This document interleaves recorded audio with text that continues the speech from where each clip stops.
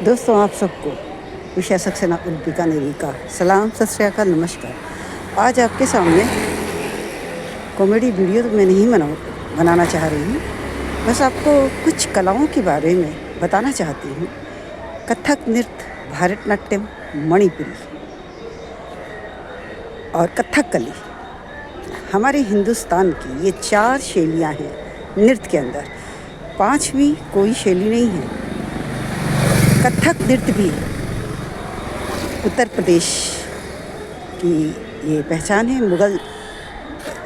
मुग़ल बादशाहों के ज़माने का ये नाच हुआ करता था और ये हिस्ट्री में भी, किताबों में भी इसी तरह का लिखा गया है, मुग़ल ज़माने का। तो भरतनाट्यम जो है, भरतनाट्यम हमारे देवी देवताओं के जो नृत्य हैं उनको जन्म देता है और कथकली भी उसी का एक अंग है और मणिपुरी भी उसी का एक अंग है।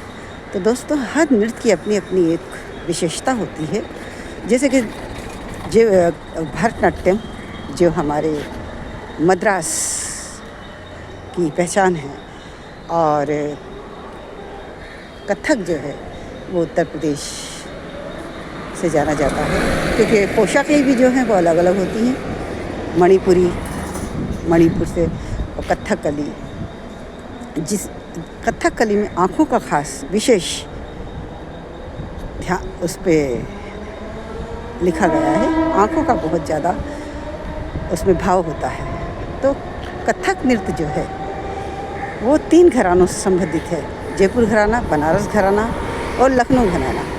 जयपुर घराना तैयारी में आता है, जो बहुत तेज़ी से नाचा जाता है, और लखनऊ घराना नज़ाकत, बनारस घराना अदाएँ नज़ाकत से संबंधित है, जिसमें हमारे बड़े बड़े नृत्यकारों ने, जैसे कि माननीय गोपी कृष्ण जी, हिंदुस्तान के माने हुए कथक नृत्य में के बहुत बड़े ऊंचे दर्जे के आर्टिस्ट रहे।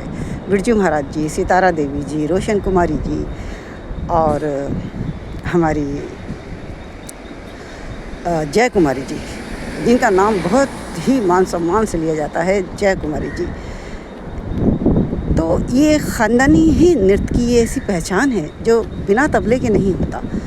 इसमें धुरंधर तबला बजाने वाला होता है जो मंजा हुआ आर्टिस्ट होता है, और हारमोनियम पे नगमा जो है बजाया जाता है। उसके बाद सारंगी मेन साज है। तो जितना चाहें फिर एक ढोलक को छोड़ के पूरा स्टेज आप इंस्ट्रूमेंट से भर सकते हैं।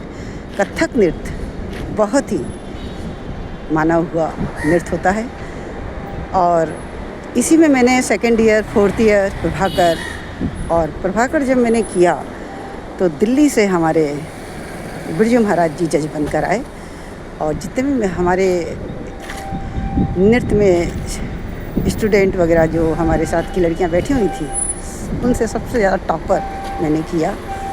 बाकायदा पेपरों में नाम आया, बाकायदा बहुत मान सम्मान मिला। तो दोस्तों, ये है कि समय समय का खेल है। कोई बिगाड़ता है, कोई खुद बिगड़ जाता है, और कोई संभल के अपने इस खेल को संभाल लेता ताकि वो अपनी पहचान को कायम रख सके। तो मेरा जो नृत्य वो जयपुर घराने से आता है, तैयारी के रूप में आता है। मंचों पर 2-2 घंटे नाचा जाता है, और ये घुंघरू तो कुछ भी नहीं है। मैंने एक पाँव में 200 घुंघरू बांधे और एक पाँव में 200 घुंघरू, 400 घुंघरू बांध कर वो बड़े बड़े मंचों पर नृत्य किया।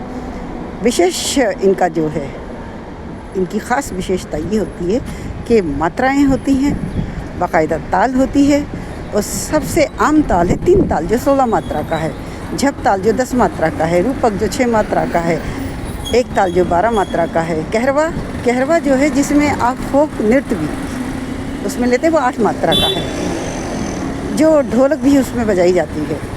ऐसे ही संगीत है, संगीत भी मात्राओं से ही जुड़ा हुआ है, लेकिन संगीत में बस एक ही चीज़ है कि वो सा से लेके सा, और सा से लेके गोइंग रिटर्न 8वां कोई सुर नहीं है, सिर्फ 7 ही सुर हैं। तो 7 सुरों में ही गीतों को, गज़लों को, कव्वालियों को, भजनों को म्यूजिक डायरेक्टरों ने पिरोया है, और लोगों को बड़ी खूबसूरती से सजाकर पेश किया, लोगों तक पहुँचाया। नृत्य की भी यही विशेषताएं हैं। तो मैंने कथक 12 साल की उम्र से ही, मतलब पिताजी ने 5 साल की उम्र से ही सिखाया। 12 साल की उम्र से मैंने मंच पे कदम रखे और स्कूल की टीचर भी रही इसी महाराष्ट्र मुंबई शहर में। बाकायदा मैंने बतौर टीचर के काम किया, primary section and secondary section, जहाँ भक्ति गीत, रिपब्लिक डे, इंडिपेंडेंस डे पे बच्चों को सिखाया जाता था और स्टेज पे प्रेजेंट किया जाता था।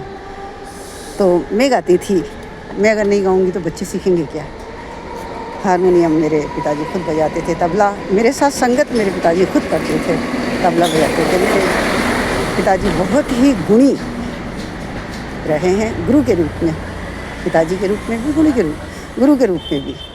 तो मैं अपने पिताजी को बहुत धन्यवाद देती हूँ, बहुत बहुत उनका शुक्रिया अदा करती हूँ कि आपने जो कला मुझे दी वो सोना थी, उसकी पहचान शायद मुझे पहले नहीं हो सकी, आज होती है तो ये पता चलता है कि कला की कीमत क्या है। तो दोस्तों, ताल, लय, सुर, अगर आपने एक कलाकार के अंदर ये नहीं है तो समझिए वो कलाकार नहीं है। ताल, सुर और लय, इन तीनों को ही एक अच्छे कलाकार के अंदर होना बहुत ज़रूरी है।